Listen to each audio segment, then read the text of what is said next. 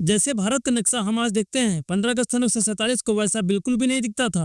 हैदराबाद, जूनागढ़ और जम्मू एंड कश्मीर जैसी रियासतों ने भारत में शामिल होने से साफ इनकार कर दिया था।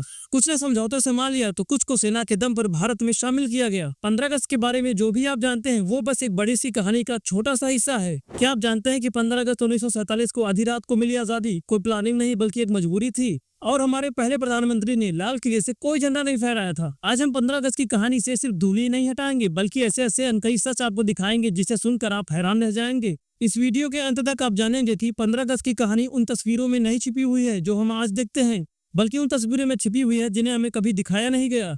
तो चलिए इस अनसुनी कहानी से पर्दा उठाते हैं। हमारी कहानी शुरू होती है सबसे बड़े सवाल, आधी रात को आजादी क्यों? वजह था एक ज्योतिषी का डर। जब लॉर्ड माउंटबेटन ने आजादी की तारीख 15 अगस्त फाइनल की तो भारत के बड़े बड़े ज्योतिषियों ने कहा यह दिन तो अशुभ है। उस दिन सूर्योदय राहु काल में हो रहा था जिसमें कोई भी शुभ काम नहीं किया जाता। अंग्रेज तारीख बदलने को तैयार नहीं थे और भारतीय नेता अशुभ समय पे आजादी लेने से झिझक रहे थे। तब निकाला गया एक रास्ता, तय हुआ कि सत्ता का हस्तांतरण आधी रात को होगा, क्योंकि अंग्रेजों के कैलेंडर में रात के 12 बजे से 15 अगस्त की तारीख शुरू हो जाती। वहीं हिंदू पंचांग में दिन सूर्योदय से बदलता है, इसलिए अशुभ समय शुरू होने से पहले ही आजादी की घोषणा कर दी गई। लेकिन इस कहानी में एक खूबसूरत मोड़ और भी था। एक तरफ जहां ज्योतिषियों के हिसाब से दिन अशुभ माना जा रहा था, वहीं दूसरी तरफ करोड़ों भारतीयों के लिए वो दिन बेहद पाक और रहमतों वाला था। 15 अगस्त 1947 को रमजान का आखिरी जुमा यानी अलविदा जुमा भी था, जो कि इस्लाम में बेहद पाक माना गया है। सोच कर देखिए उस मंजर को, जहां एक हिस्सा राहु काल से बचने की कोशिश कर रहा था और देश का दूसरा हिस्सा उसी को रहमत मानकर दुआएं कर रहा था। इसी से जुड़ी हुई है एक और कहानी,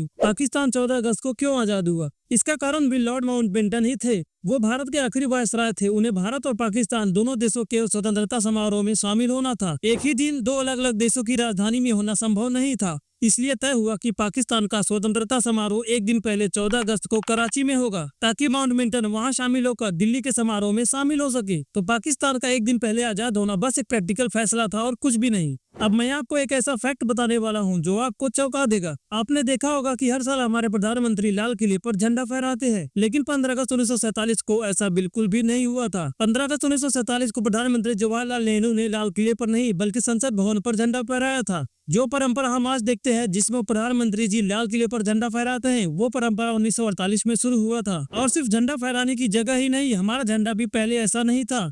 इसकी कहानी भी बड़ी दिलचस्प है। जो तिरंगा हम आज फहराते हैं उसे 22 जुलाई 1947 को अपनाया गया था, लेकिन इससे पहले भी हमारे कई झंडे रह चुके हैं। 1906 में एक झंडा आया था जिसमें हरी, पीली और लाल पट्टियां थी। बीच में वंदे मातरम लिखा था, जो कि हमारे आजादी की लड़ाई का प्रतीक था। अब सोचिए, देश आजाद हो गया, झंडा फहरा दिया गया, लेकिन जब राष्ट्रगान की बारी आई तो कुछ नहीं गाया गया। क्या? ये क्या बक रहे हो? क्योंकि उस समय भारत में कोई आधिकारिक राष्ट्रगान था ही नहीं। जनगण मन, जिसे रविंद्रनाथ टैगोर जी ने लिखा है, उसे राष्ट्रगान का दर्जा 24 जनवरी 1950 को मिला, यानी हमारे गणतंत्र बनने से सिर्फ 2 दिन पहले। हाँ, 15 अगस्त 1947 को उसे गाया जरूर गया था, लेकिन तब ये राष्ट्रगान नहीं था, बस एक गीत था। तब तक वंदे मातरम को ही राष्ट्रगीत का दर्जा प्राप्त था, वही ज्यादा प्रचलित भी था। जब पूरी दिल्ली आजादी का जश्न मना रही थी, तब आजादी का सबसे बड़ा नायक जिसके वजह से हमें आजादी मिली, वो कहाँ था? महात्मा गांधी उस दिन दिल्ली में नहीं थे। वो दिल्ली से हजारों किलोमीटर दूर बंगाल के नोआखली में थे। वहाँ बंटवारे की वजह से भयानक हिंदू मुस्लिम दंगे हो रहे थे और महात्मा गांधी दोनों के बीच शांति स्थापित करने के लिए अनशन पर बैठे थे। जब उनसे पूछा गया कि आप आजादी का जश्न क्यों नहीं मना रहे हो, तब उन्होंने कहा कि जब हमारे अपने ही एक दूसरे को मार काट रहे हैं, तब मैं आजादी के जश्न कैसे मना लूं। ये बात आजादी के पीछे छिपे दर्द को बयां करती थी, और ये दर्द सिर्फ बंटवारे का नहीं था। जो भारत 15 अगस्त 1947 को आजाद हुआ, वो आज के भारत के जैसा बिल्कुल भी नहीं दिखता था। उस वक्त भारत में 500 से ज्यादा रियासतें थी जिनके अपने राजा थे। इन राजाओं को भारत में शामिल होने का मौका दिया गया।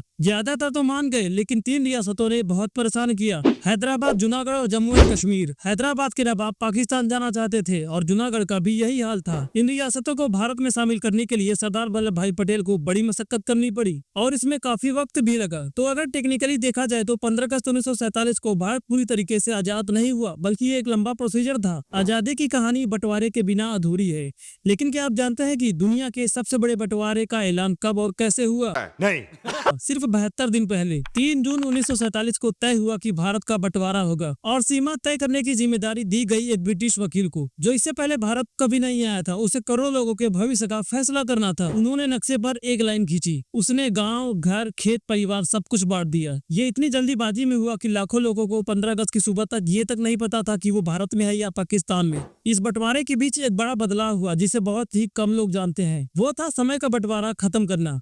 आजादी के पहले भारत का कोई स्टैंडर्ड टाइम नहीं था। मुंबई में कोई और टाइम होता था, कलकत्ता में कुछ और टाइम होता था, दिल्ली में कुछ और टाइम होता था, यूपी में कुछ और टाइम होता था। 15 अगस्त 1947 के आधी रात को ही इंडियन स्टैंडर्ड टाइम यानी IST को देश में लागू कर दिया गया। हम आजादी का दिन सोचते हैं तो हमारे दिमाग में आता है कर्तव्य पथ पर होने वाली भव्य परेड, लेकिन 15 अगस्त 1947 को ऐसा कुछ भी नहीं हुआ था। कोई सैन्य परेड नहीं हुई थी और न ही कोई झांकियां निकली थी। इसका कारण था बंटवारे की वजह से देश जल रहा था और सुरक्षा के हालात बहुत खराब थे और नई नई सरकार के पास इतने बड़े आयोजन के लिए न तो संसाधन थे न ही माहौल। इसलिए पहला स्वतंत्रता समारोह बहुत ही गंभीर और सादा तरीके से हुआ। एक आखिरी और मजेदार बात मैं आपको बताता हूँ। आजादी के काफी समय बाद भी हमारी जेबों में गुलामी के निशान मौजूद थे। जब देश आजाद हुआ तो हमारे पास अपने नोट नहीं थे। हम ब्रिटिश भारतीय रुपयों का इस्तेमाल कर रहे थे जिन पर ब्रिटेन के राजा किंग जॉर्ज की तस्वीर बनी होती थी। भारत सरकार ने 1950 में अपने पहले सिक्के को जारी किया और गांधी जी वाले नोट तो बहुत सालों बाद 1969 में पहली बार आए। सोचिए, आजाद भारत में भी लोग कई साल तक अंग्रेजों की तस्वीर अपने पर्स में लेकर घूमते थे। तो ये थी 15 अगस्त से जुड़ी कुछ अनसुनी कहानियां जो हमें ये बताती है कि आजादी सिर्फ एक दिन के जश्न का नहीं बल्कि एक लंबी, जटिल और दर्द भरी प्रक्रिया का नतीजा था।